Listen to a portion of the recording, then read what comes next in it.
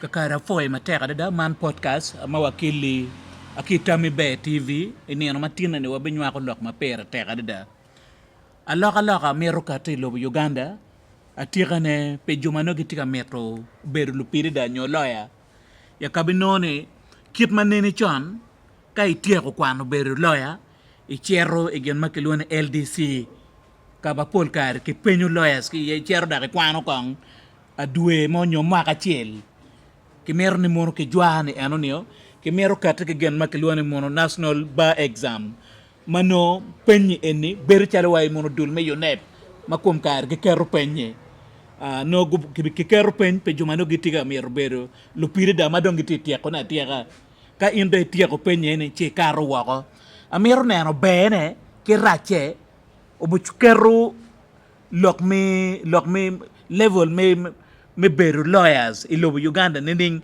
pian kombete eni LDC oweko lawyers maki aki ilobo Uganda ke war ge mateka da dak ben tie kit ma gen gi fonyo ke fonyo ma megge kay karo penge no tie ngat mu chwin chimenywa ko lokman itami be TV anya palaring atie ki council akili kumakech utiego kwan ma mege me beru lawyer akigulu university amete mona jole ya bet ke gumma dit me moto joma tika neno tami be TV afo mera Steven ke joti neno wa tami be TV afo yo tami be me inviting any program ene afo matek kakara foi matek yena bene ke war madiri ajol president emeritus ya meno migulu university his excellency okerayot ya Aaron ya mabene tie council la det council a foi matek mi uchewane ira e di cheng miner matin mot joma tineno tami be TV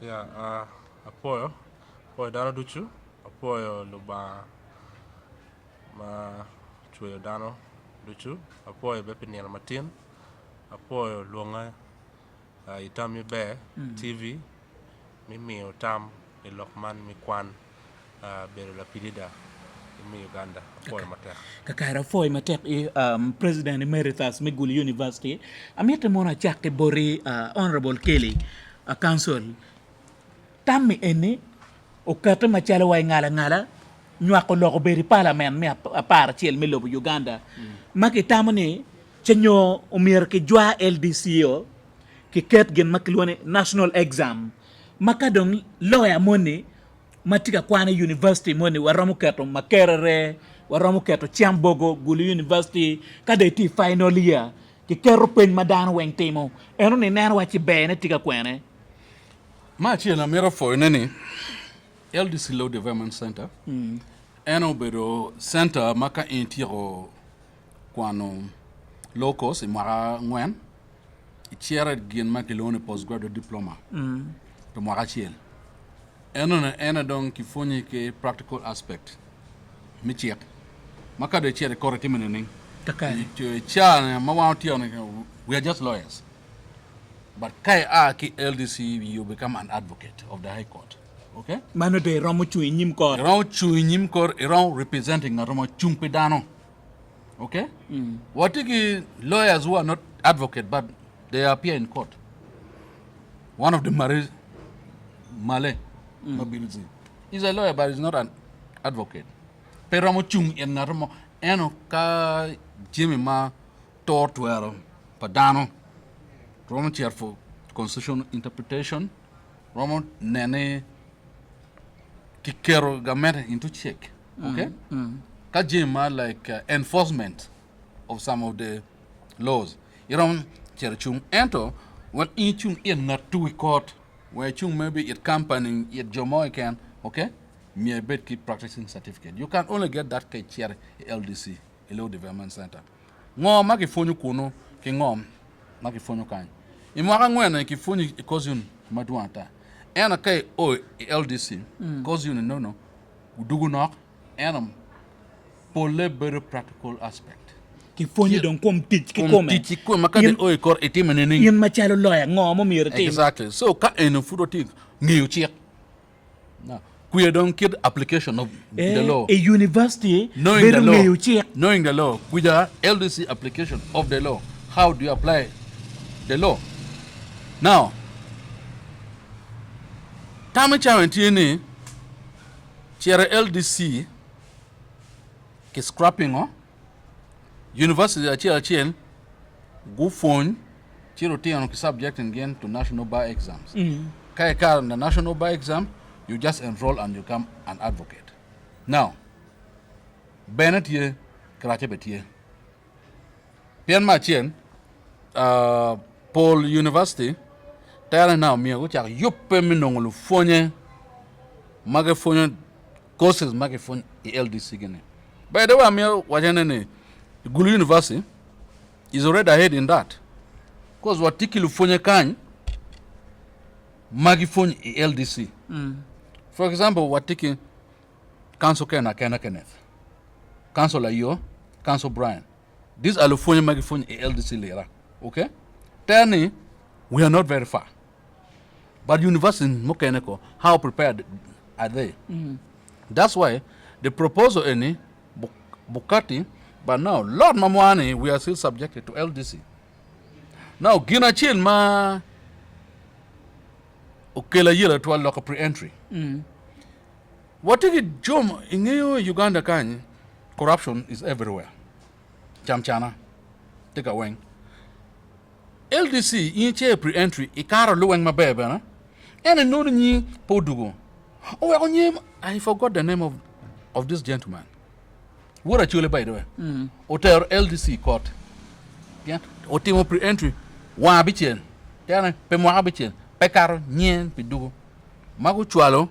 Kiluon script when kinoni ni mwa bichele ba karo wen cham chana dong tie pien ko no ya chuli kitana pay por me bedo an advocate nie po ba do pe all this then work is scrapping pre-entry Manyut ni mono LDC politics bet tere yema pela da so makamer mo digi dong diwi para karo wa ko karo pre-entry wero no ka inde tion university tap you just apply direct. But now you get your door pre-entry. Now, you get it pre-entry me carrying Joti done LLB. Okay? You footy done law school. Me subject into pre-entry. If it's at Timuloni, we mount where Tommy Tinning or Kai Penny ideas, mommy check, no tinning on Maluba, check. Okay? Kimia sack subject in Oteno. After Inimwa and the next intake. Pre-entry no dugo at every university. Now, ka ena do cha otime now. Ngwa bu time tani university achi me go phone both knowing the law and application of the law. Mano matijo bo mete okay lecture. Yes, yes. Then application and knowing must now be taught at the university. Then at the end of the day, at the end of the year, LDC now will be like examination center. Magiandong setting exam, chigi poko to every university. Now, kadong setting exam in now, doki check marking. Kadong ki releasing his house. Where uno nan joadi mo kar joadi mo poro. To me, it's not bad. But gin mem na white tane universities are chela chen. Me now LDC me chan go tema crediting university centers. Because ti jomo ma uberpe ki capacity me phone barcos. Tane you know, aki Igulu University, you know, capacity Pagulu University, pay them accrediting, me chair university mango, they accredited. As we speak, there's about 14 universities in Uganda. Magiphone law, by the way. So, but when getting capacity, but by the way, I'm very proud of Gulu University. The level of Gulu University is very high. And our records, by the way. And man, University, Paul again, again a moot court. We are leading, by the way. Moot court no matime. Moot court and any kita court conducting itself. Okay. One chair like we are like again lawyers for the plaintiff or defense team. Whatever mark university my papa. We go Paul University or wing, by the way. My care make water what doing several times. And by the way, Kikobu wow for the can. Maybe we were like Jomo doing one and they should now keep the record. So tell me the level of our knowledge is very high. From the knowledge which we have been getting from the university, which we have been getting. T11 ma pair da ma I am proud to say ni Gulu University is one of the best law school in this country. Kakari weka a chatbot His Excellency Emeritus Al Ukarayot Aron neno aloka ni en magitika mieto kelo nene machalo wachingat mautieko akwano bedo lawyer tangi ngo mai kwanyo ki ye. Yeah. Betutwal apoy matek. Apoy bene Gulu University. Mi wek wana tiako course ma mega ma kwano pe maka ngwen. Chake mwaka libario ki piario ya chiel. Naka dongwa ti kwor graduation idwe ma para chiel. Nyendwe piario ya bor. Tam ukati newspaper madano bonel. Mani ni LDC ki mero scrapping, ki mero kwanyo neo. Tam ni o yabu bino maki neno ni wel lutien kwan magiti chone michero kadonyi LDC duong mada Mabena dano porro pin mito. duong mada dano ma mero chero kadonyo LDC duong ma petwere ma LDC ki yabu branch manyen mbale etu no chon ti branch adek achiel Lera Kampala ki Mbarara etu da ki tamani ki yap branch mukene mbale we are all to accommodating well dano ma duong etu food lutien kwan ti ma duong ma capacity pa LDC tika nen way ngo peromo accommodating well dano pingo well dano duong me achiel dano tie ma pol mago temu katu LDC kwe pegi kar me ario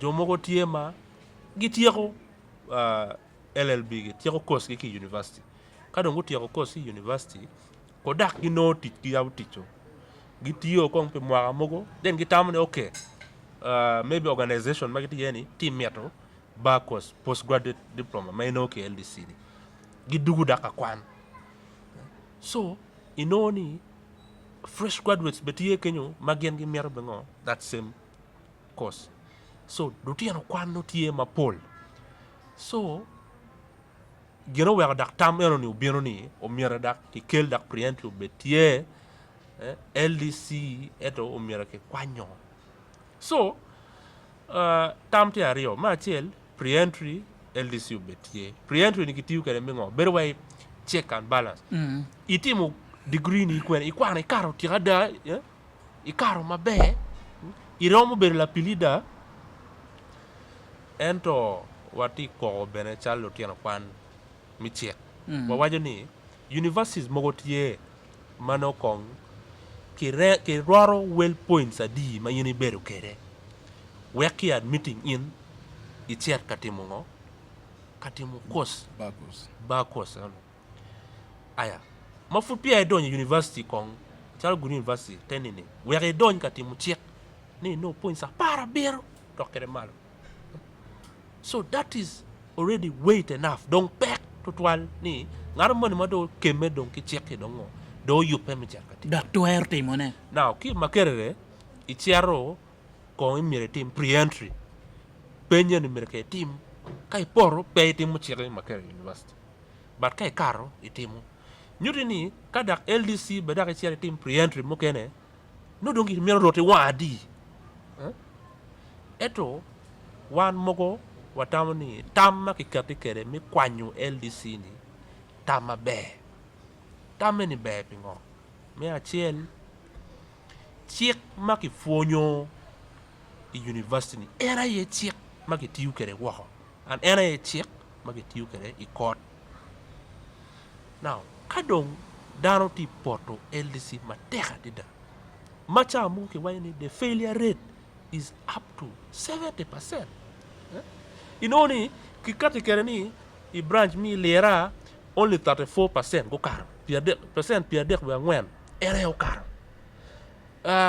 branch mi Kampala percent piadek we achiel era yo kar branch mi Mbarara era na olugu ture maloyo percent piadek we abore kere yo kar kenen man kon kere lik so kari kitam moni ni penya ye dano team nyuri format kit mo mira donc bet ka fonyi kel lo tiano kwa university o mira donc get the practical part university kita council kelo wajo kede mut kot ye any very way court mano ke yubo eto beri palo tiano kwan jimi make timi court wen ke timo i mut court any me beri way court mo ke yuba eto lo tiano kwan ngo gitimo gibero ki side pala bal ki side pa gene ngarati koko so makum practice ke come ben kita kot ti Mangon ko bien presiding over. wa course units mogo subject mo wan wa timo ki university kenyu era ye ma ki timi court wa document mo drafting a affidavit document ma pari Summon directions. when era ye document ma ki kere court so ki tungi cheli you know why it is a Reputation, yes. a reputation of gena wate time university dako mi dako check wa team dako dojo because course ni do ni kay kwano chalo check mi ngom check mi family check mi gena mi palotim bal tor check comme gamente. check criminal law family law constitutional law check mo ma pari eroni wen fu dakto chere no LDC me daga timo dojo edo LDC ki timo in a way ma ki wego o time chalo way do ti yupo loke kum ngato moy court directly ano yubu document wen ma mete so atamni udong me matter of intensifying phone university ki yupo mero beto mabe mano kadong national bar examination ni bino la tiana chiel mado kwano mwaka ngweno lo ni dong mwaka ma bichi pange kira ki bitimu kere bat ka dong mwaka ma bichi e dong itimu penyero ni then mwaka ma bichi donc mini peny itimu ka de karo dong yer dong process mi apply enta neno wachini mono la tena chiel makwano beru la pidi da maka ngwen kulo emba ane ke university no check mapelare no check pieni course units ma la ten kwana chiel kwano bake nge check Uganda ini chopo kichi iwi kwano course units maromo piera ngwen wiario and above an kosini da chiel romo no ni tiki lugi check no bamo check ma pol machalo check maneno dokti ma pari magaloni labor law inero ni iromo berki labor disputes act iromo berki employment law iromo berki labor tribunal statutes ma pari iromo don gera biero na bor no foot kwao area mi check money matitiri so kina tiako question is piara ngwen we are yon ne kwano check ma tiako nginyu check mi Uganda ni kiti no pete momodo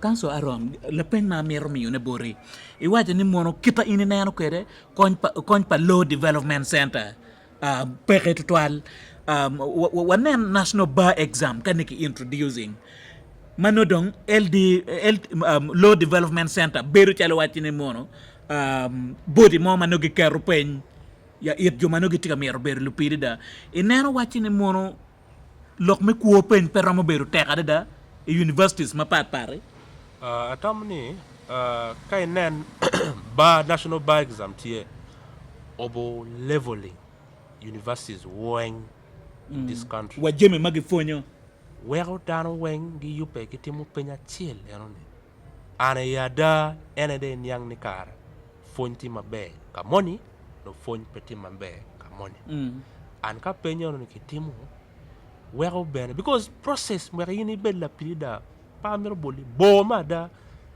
kai kwano no mwaka ngwen itiere timu bakos mwaka chiel dari ero process gonki chwali gang i timu gena kichwale for clerkship duario itiaro dari law firm bedo duario kada gatiro duario ni idonyo de court now iberu ko court a lower court seni duer bungwen 9 months now duer bungwen ni ka itiro year process me applying like bed advocate like they bed ki care mi chung pingat mo court process ni ka applying wan utiaro bot chief justice o windolo kada o kero chie dong approving ni mo ke ko ma achel nyuri kay ribo lugi mo ke ano ni iponi ibero ma bi chela bero no friti ko were cha bero na pilida but kay nang kero bakos examination o wa process da po bero bo to toan Akare. Kanso kele ametre mone kwange kenyo ke kome. Universities weng keto pre-entry berutie then mi ario national bar exam pedano weng ya bene neno no tika kwene. National bar exams, angene joma bo marking are not trained people. And jom, bubera kita kigwar yunepe. Okay? Beneme bubera chile kene dana wengo tium. Ento ngene yo ne be kuo berutie. Yunepe Uganda again quote ka wenga. Uganda actually awuni ki inventing gena the machine mo ma detecting kuo. Eno o Uganda kwala machine urenyo wote. So the kuo Uganda Tika timata. weng tek ka wa masino ruenyo. Machine urenyo matin. So majojo bugi we go look ki dar machine. So that's mark the end. So me watching ne mapi ataka ne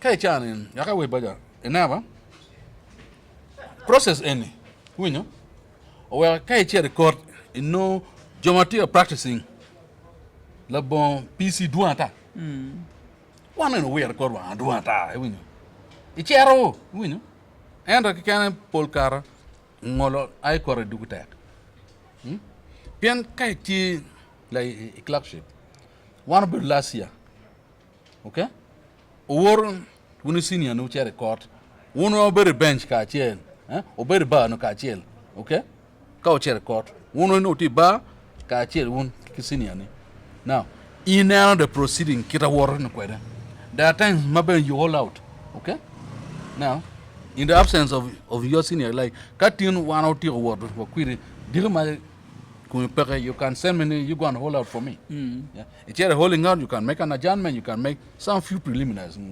Now, so I'm what you know, process in it, can the military nano law, and then her statement.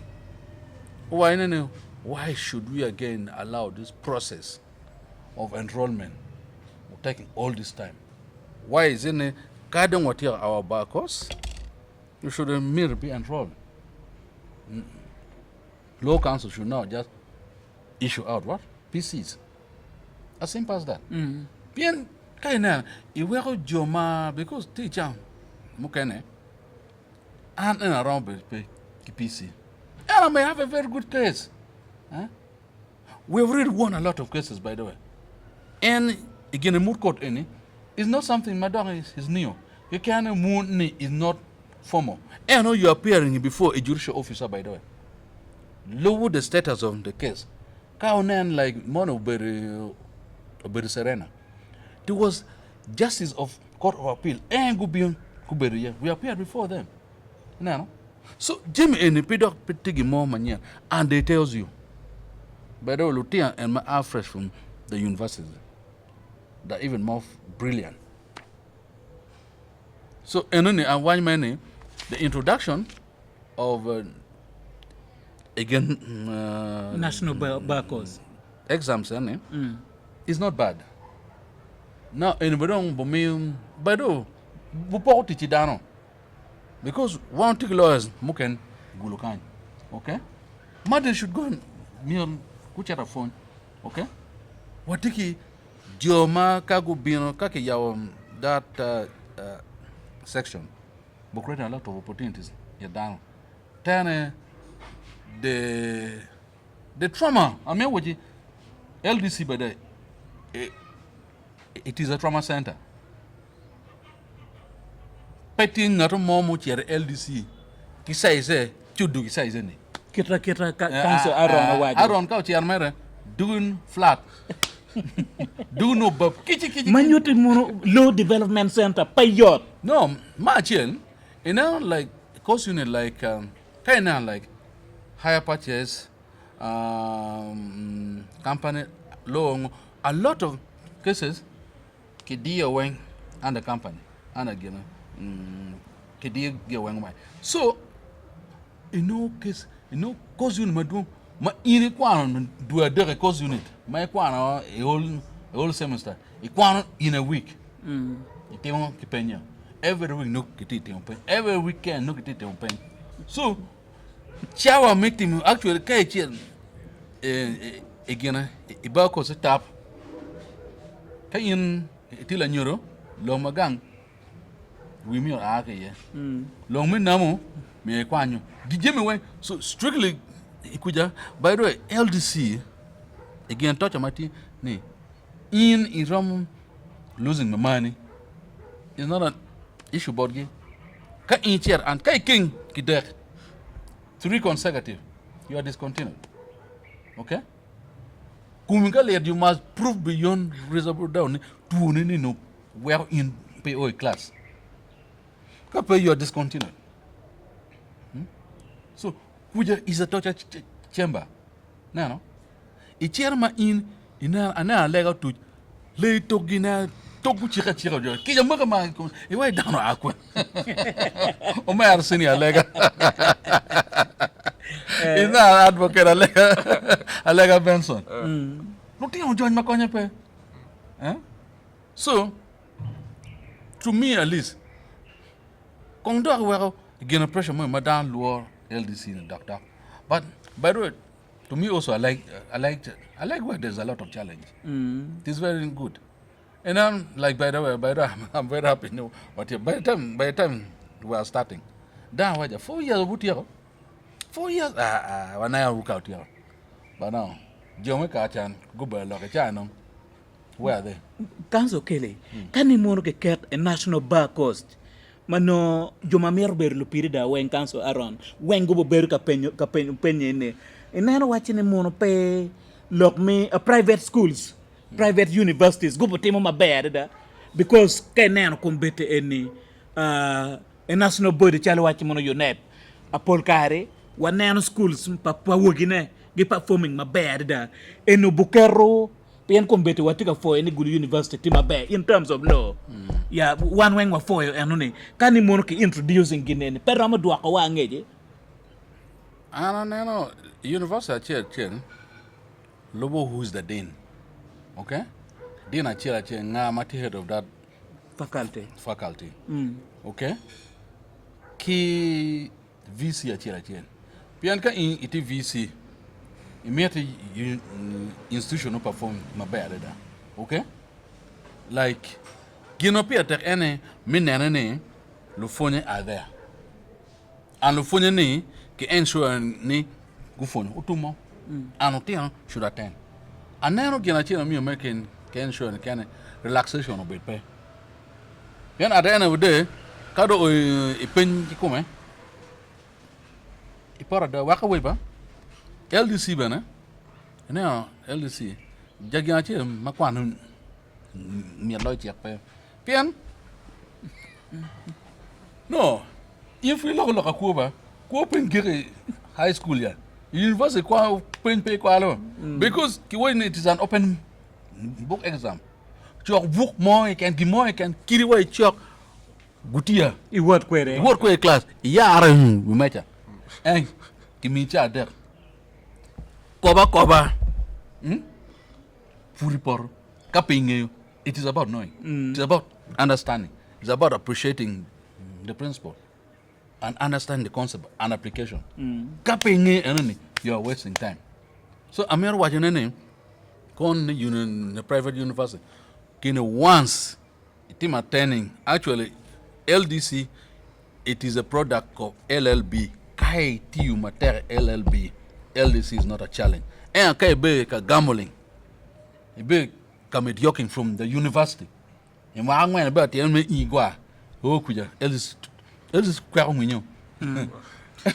Kakar kanso aron machek gwake atirane pero mo kela po ken private universities ka chelge government universities kanigi yap keto enas no ba cost ara tamani apoka rom beru pe maybe apoka rom beru tie in a way ni kay na mod if you to relate kire beru ka por na kere private ki public polkar private sectors gi fonyo dano kit mi kat pen Yeah, but not understanding. but pegi fonyo dano kit To ma appreciate. mira inyang kere principles pagi money a chakne wa ya gikne we go donye kumi we kati wa da eni la pilida eto private Government. gi neno ni pen dong ma gikne de kar maloyo polkar winyu schools mogo ni primary winyi ngwena karo tian kwano wen ere ko do o ka money no back up ngege mo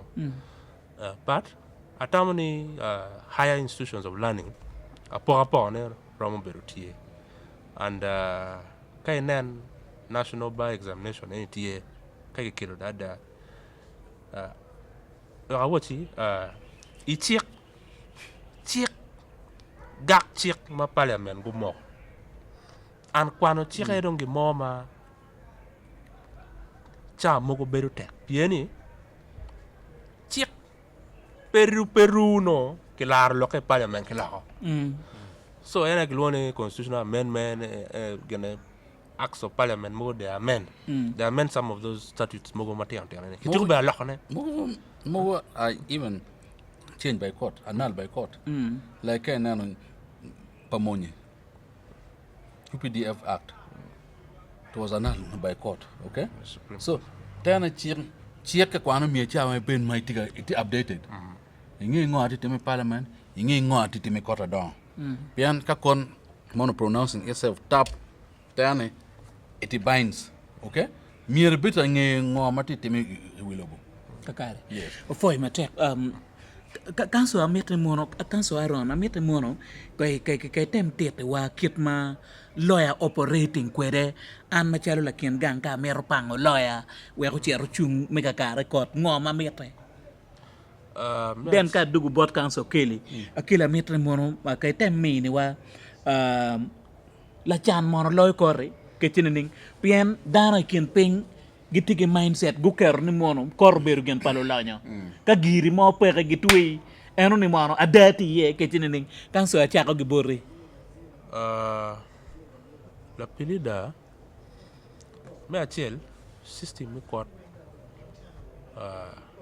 obedo system ma kiyubo to prevail justice in community mi achiel mi keta da pokada kiraj and system pa court ki yubo in a way ma kilwoni open door system ma ka lok motie court dogola bera yaba ka ngat ma mero winyu lok mo ke ken matiti me court ngato mo ma gi pek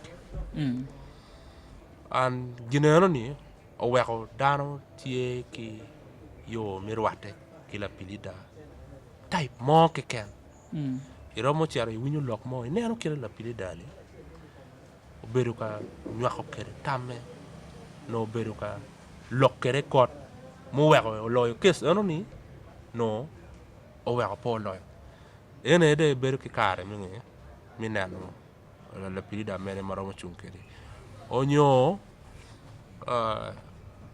law firm kama la piridas wengi beriye ni gitiga berigi town kay ni kama pari wini kay nan dire maya kele ya mere wini kuma ket kele and company advocates wini odon okara yot and company advocates wini open and company advocates kuma ket nga polata can ping so kenyu aye iromo chero duan do gola then imiu ino kon amete makonye ni pe bino no kon eno ni kon ti in two ways me achiel tie mai chula pierre mogo tie gi wini consultative fee mi penyu tamgi kon then ka donc gam case ma megi ki what terms and conditions no mire any team where any chul legal fee because Instruction fee. And then instruction fees mogo ma mete and Paul Carbene, Uganda Law Society, tie ki kien ma kimwero la pilida achel in the community team. Mano ki wajo ni Clinic. in a year at least, mere better providing pro bono services. Now, services eroni meno kony mai mi may miu mi nono la bon wa ket chul mo mbere bet kamiene bot ngat ma pe ki ker mi chulo chul ni wek ki chung piere kot at least ngara chelo mero oloto bet ka bit na pa ma chiel meno keto chek waju kere meno kita Uganda Law Society go yubo kere chek ma meggi wero oloto pedong la pilida weng dong gi bere ka penyo chene oloto tamni ngat eni ker ne pere i mwa chieli na akony dana di kanso aron ati neno pango lawyer apao ino chida nge kod luyo no an ba dongo ke los pol kare lubu kit la pilida ma yeni cher bore because lobo ni angeo ni mire padana ti chene ento tie la pilida mogo matie gi wacha dani kes ma ini kes eni right u dok gang loga eto mogo tie bene magi wachi ni in waloyo eni no wachi maraj ma tamun la ko gineni mo mira po be ati me eto moni kenyu tie ma wachi loga dani gineni raj eto in fudi diru wayni wachi record ngaren be loya angeyo ne gineni na loyo gena wal watimo ena ye kay nen ini mete wachal kesi court one wa no instruction ki bot in ma yini mero ma lokti kumini ka yini wajini kese ni adechu mete kwa nyoki kon wan bo walu bu lokeni ki don wachero waji ki don ngol kop nyuri lok pole wen ki bot in kay way an beda dekti ki in al mi lokola pirida na ki inti wajani kese ni pelone then one be wa pe ki twer because twer wen noti kanso aron gena chiel ma pe yomo chunya kom lawyers I'm sorry to say Kelly kanso inoni wan watigi koko wan kinger moni wati tele wat mira abino lawyer me cher nyim kot ento en lawyer ma ana noni ki lawyer pa ngeto chani chamu ken gubutuji mutaka chiel ngomo we won lawyer twer twindan ko meno kuno ngeyo ni moro no tele no tikenwa wan tigi koko ma wati cher nyim kore won utiga moro chingu ma chalo pidida no ma chiel o miro daro nge lwa ko miro nge kong ni tele eni ma wan wati chero kanywa ko loke bor inyim na ngol kopi pe kwa ko wan ma chalo la pilida beda kwa pe kikit kejo moy kin ma ko na contract ngien no dong kwa ko yem eto tare nen dong lok money tie geno wa ko kil wayni court is an open door system me achiel piru moy ken evidence moy ken ma ana no ma yini kella na actually court ma fut pia actually court no mira serving la wara mira ngeo ni wati chero kalar lok mako mano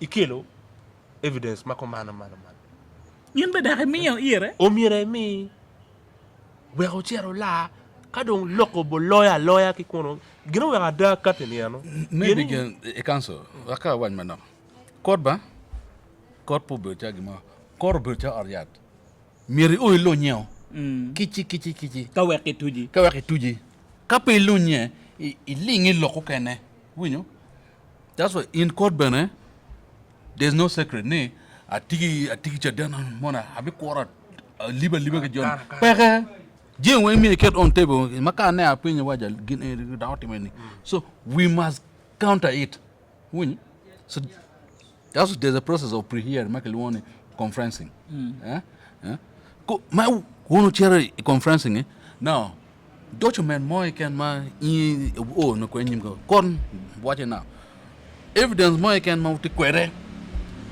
or making sure no serving your opponent and or filing a copy court now so gimo ma court ti query ma doc kan query kwa kan peke manyute lwa ko miru ngeni mono lo pirida peke rwa ko ge mona ge one po dai mono lo wu ka utum doc gangi ja doc kan one lo pirida Pemiru wo mona keno eno moke macha gidanda e mon kan eno mir wajiba code ben technical distie winyo e chan mokene down mon piano anana nene kisini bare da eno the technical aspect mona chien ma in pete ma be agoye kakare ya kidong bene la pen amini la pen na kanen la chan mon loy kor de dai ne manaka fut pa winyo lo chan loy kot puada be go loy pien la lo mo romo moko tameo ang palario timene en da bichara tuyo betue da pien giri mo pere Ma chien. Ka in balo. Winyo. Ke balo kibitui. In petim bal pek bitui. En ke balo kibitui. Winyo. I mean, maybe ka wachi kineno on a fairground. So no ne ka initi mo bal winyo. Nyo anti ki long mo kui pianti ki ker ipe ki kero. Maybe a ati ki police go cooking. Winyo. Evidence. Evidence take state attorney. No ne these evidence are not valid. Ki bayo ki kono. Now, ka go state attorney no ne okay maybe there's a bit of again truth. Ki sanction ki kill it now. The body now sift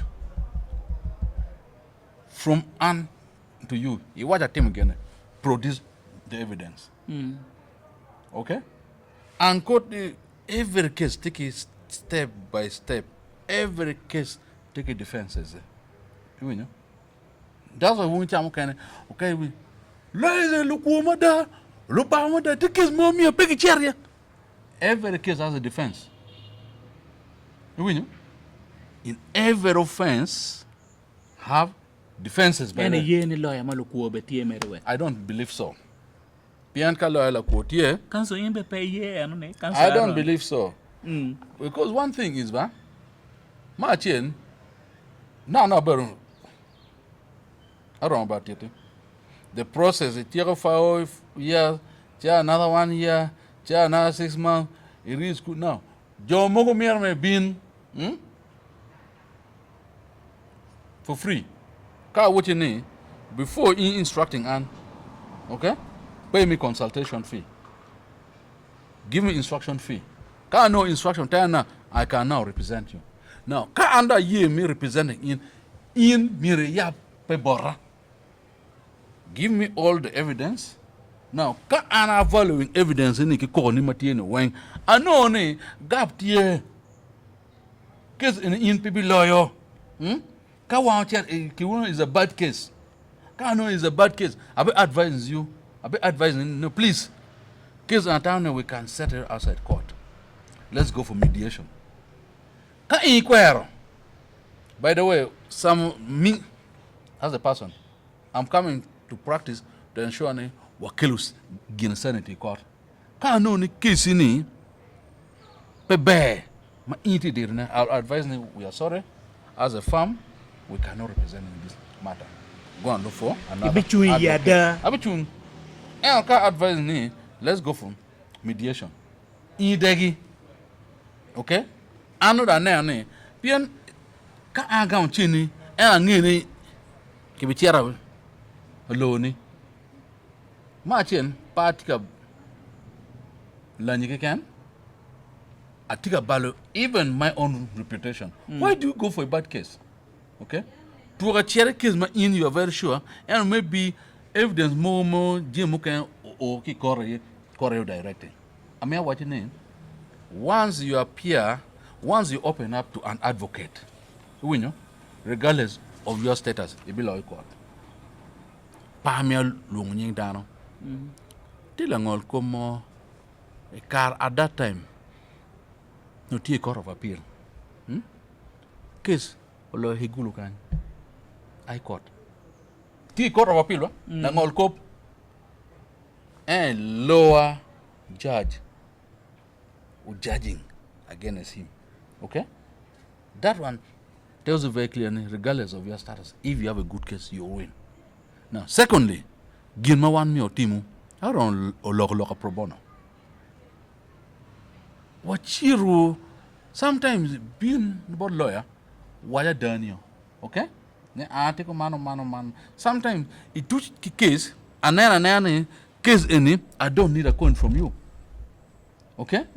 I be lawyer court, we shall get our pay from court. No minyo No, now, tell me, regardless of your status, key in the money pay, chat to an advocate. But we are guided by advocate art. At least in a year, me chung ki joma care ki dong pe kan nok be dana pa. You know? That's why the session more ki tim ki prison. Ki want to plead again. Me criminal session. Kan mono am food do a ding. Food get mo cha chok. Yes. Plead again. Government will pay up lawyers. One of you chung ni you know pay chulu for Pierre Beach. Okay? So that ki reduce again a backlog. And I'm here nene case or check capital offenses. Can you are entitled to have a lawyer. You know? You pay. By the way, you might also get the best lawyers. Gamera mi you need lawyers, but tego. Nano cases mo chalo nek. Yes. Defilement gi kenyo, Yes. rape gi te kenyo. Yes. Treason ge. Gamera mi you But sometimes because in it you care, you look for your own lawyer, advocate. Ento kanso keli. Check mana de dani ni ilob Uganda gitika war ne. Because ka ini nano remand pa jumo keni kita beru kwede. Chi wache aya do. Ini pangi ngo machalo wa ngat mo kwano beru la pirida. Here Uganda ke low depend on the persons. There are political cases. In him, political cases everywhere has never been fair. Political cases everywhere, even in a developed world. Political cases. Jalaboro can check why mandatory remand for capital offenses is 180 days. After that, you have either come meeting in for trial or you should be given a bail. It's mandatory, by the way. Ma acho bet lutale ka chiel gi Maka kiza inde besi. o dua bichien. Winyo. Miro. Ichia nong bail. Nyo ki chak piri kumi ki concluding lo kumio. Because ngi dua bichien. Tayana noki yinyo gin ma meta mi piri kumi weng. Tayana miro ki committing, high court work, high court o chak. Winyo lo kumi. Ki determining whether tiki bal, nyo bal pere. Kabale pe mi ki leasing, dom. Now, machik yeni. Kachalo anene. Maybe a person of status. You have fixed place of abode, you have sureties, tiki jim weng. Iramu nongo bail. And inge cha mokene. Political cases. Kena like Pao Bed Lutal again and Dr. Besde. It's a political case. Iko in nomination, John no bail. Okay? In nomination, Dr. Besde Geno Bed Lutal give no bail. Your case, your Gamera will even lose interest in the case. And Gamera long from losing interest. Why? Case the paying me. Chiki work the dog gang. You document that in the car dog gang, miracles and pack in the chair. Now, Endong, that you don't chew a chair dong, attorney general for illegal detention. As Kakari la pena chiel bot kanso aron che wanero kita no watue kwere kanso aron amit no mono file ya ruenyo ni kot cha mo ken wan lukin gang wa wi lok volo mo ni file ruenyo ruen dakwe file tiene tie Now, ginom na lukin ga nge ni system weng loophole tie. Man nyuroni kamo manok olotono dano maraju oloto wango berie. Pieni me achiel Advocates Act regulating the team megunia. Even the Judicature Act on judicial officers, machalo langol cop, a judge, a chief magistrate, a justice, regulating such acts. Maka enen evidence tie manoki noni la pilida man no judge mako man or very involved in act makman. They suspend you. They suspend you from court. They all suspending it and the penalties get down. You wrong me no out. No practicing certificate is not there. No, you cannot apply because practicing certificate you apply for it every year. Every year you have to renew. Renew. So they can suspend you for 10 years. Can then such any in some scenarios they might be happening. Because kamo madong opong ki dano pa Yesu kan peke. Olo to bang chatan beri. So chatan igu ni check beti komgi. Mange ni check beti tiji komgi. So that the system is clean enough. Kakare tama miki mi agiki bod ngat magwak mer kwano beru lapide da. Tama mega enitie ni beti kwano dong. Kos mo wilomni mamiet. Loyo kwano check. Gino weko pol dano ma kwano check. Pole gina ye gitelo lobo. Gino weko gitimu kumero. Pieni check era ye weko lobo don check era ye regulating conduct pangara chira.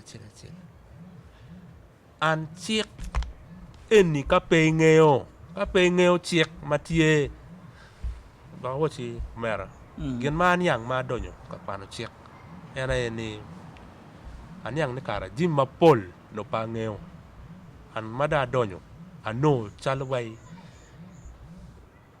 wow yape ena ki kwanyu berwai kar ma Yesu kwanya poya ki kum nyeri mono ko loke kum pego ki wayrong tu yape ni tai we wu jim ka ti ko mano jim ka ti ko mano ino ni check tie ma pol ma wan pom rache dong tie ni ignorance is not a defense ka pengeo check ni apangeo pangeo ni gineni no tie no ti check ene pe we loyo ki maga ke tuyo lok ni pangeo ni ki ngolo ko pe ene pe piru pe pit ni pangeo nero te lok ni ngara chira olo to mero bet ngej kum check so ka yen machal la ten kwan ma fude do no tiki miri mi per la pilida to gola titwolo ma kwan vuk ma tek neno ki tika tuyo nate ki mera pieni watie ma pol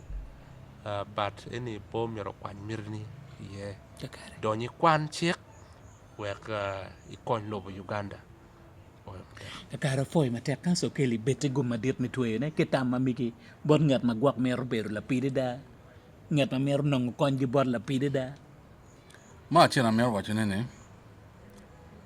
Kwano check de cause you no ma pay retiring ye. Ito kwel niama ito endo niama in retiring. Keep practicing law.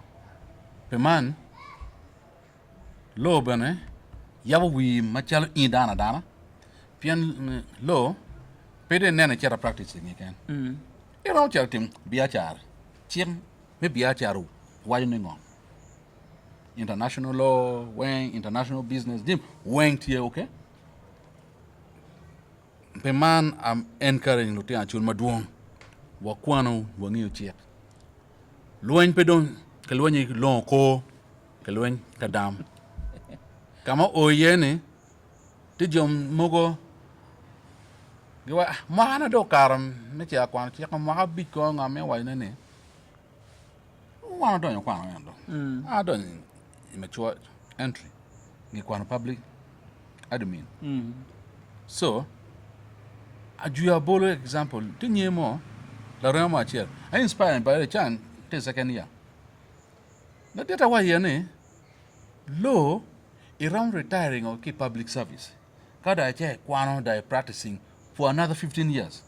I mean simple example advocate gena to chachilam relate chilam uti bank or retiring from the banking institution o do kwano law 5 years or enrolling chilam o practicing or you practice for over 15 years la wu majo covid na ko chilam it was actually no do tiri mose no kay na tan war kitiene ki chele remo taka no ma ko bake ke file ye no te wu no chome ko file okay terne kwano check wa ma chien yabu wi inge pin inge wi lobo inge kamurumi e kono dano pianchane ana ramon decide ne pabe chatim Again, a course. But I remain a legal advisor in an institution, a legal officer in an institution. Gin my party, my meet my peer in court to represent someone. But I'm a lawyer. I'm a lawyer. Okay? So I may not only practice, but I can guide on legal principles. So I'm here watching the name. Kai tiki mir me kwano law. Da mir of watching kidane, what you kwano law, what you kwano check. We love any, you may not practice it here. Around here practicing, kamukene. Kai international law, we are po wakwano luenum my Ukraine. These are the things my kwano, the current event, international thing. Sin wa matiti me. Luen mati time gazagi. Okay? These are the things. Yabu we nero paulawutini ning. Okay? Yabu we nero mapat. So I'm here lekini in my tieni. Nati a chuli chani. Pay what you gimoni pay. Gimoni ti any in furi ramu yele. Ichulu Kwan University po beja high school new primary. Mamia ke chulo ke cha Kwan University. Kama dong kimere dong ne tira ye chuli idok pen. Tane irao nongo dwe ki dwe ba chulo nuchu. Pa na o ka mi pen ne tira tushoni i register i penye i tira pen i karwa i konyo luak i konyo ka belmurum. Ana foi matek. Kakara foi mateka foi in me beru kaneno Tami Be TV ineno matina beru gi president emeritus Miguli University a council o karayot Aaron kida beru ki council akili kumakech gunywa ko lok mapera tek adada gen mapera tek may romo yiko yechene mamigi ene kwana investment mabe may romo timone itachingene chi alego in may tiwa ko kenyo in vulu may tiwa ko kenyo nene moni keme ki lok me kwan mateka adada pe watuka ki kwan Palaring, kai close. One more do a deck, my onion. No electric petition upon quarter.